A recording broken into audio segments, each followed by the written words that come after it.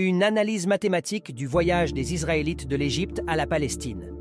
Selon la Bible, il y a environ 623 km entre l'Égypte, Africa, et la Palestine, Canaan ou Israël. Il aurait fallu 40 ans pour parcourir cette distance à Moïse et à ses Israélites. 623 km égale 623 000 mètres.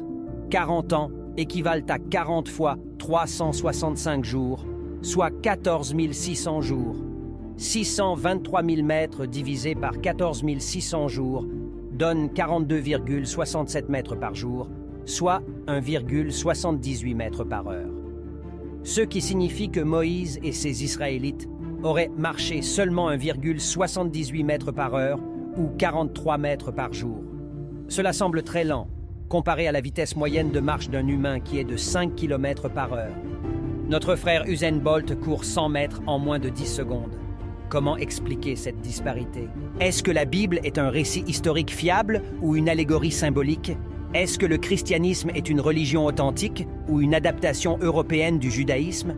En fait, c'est curieux de voir comment Moïse et les Israélites ont mis 40 ans pour aller d'Égypte en Israël, alors que Joseph et Marie ont aussi fui Israël vers l'Égypte pour protéger le bébé Jésus. Est-ce que cela implique que Jésus est arrivé en Égypte à l'âge de 40 ans, puisque le temps de trajet entre l'Égypte et Israël est de 40 ans?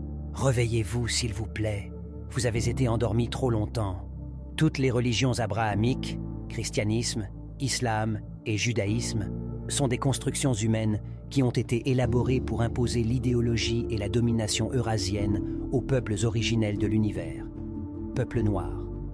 Oui, ces religions se ressemblent parce qu'elles sont dérivées les unes des autres. Exemple, avant toute religion, il y avait la spiritualité africaine dans laquelle nous vénérions le plus haut créateur divin à travers ceux qui sont dans le royaume ancestral, nos ancêtres sanguins.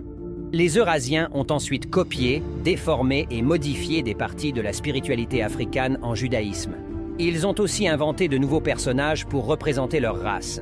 Le judaïsme a ensuite été transformé en christianisme.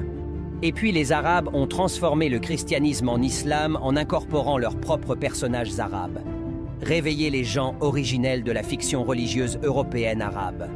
Nous souffrons aujourd'hui parce que nous avons choisi de suivre les fausses religions des oppresseurs et des colonisateurs.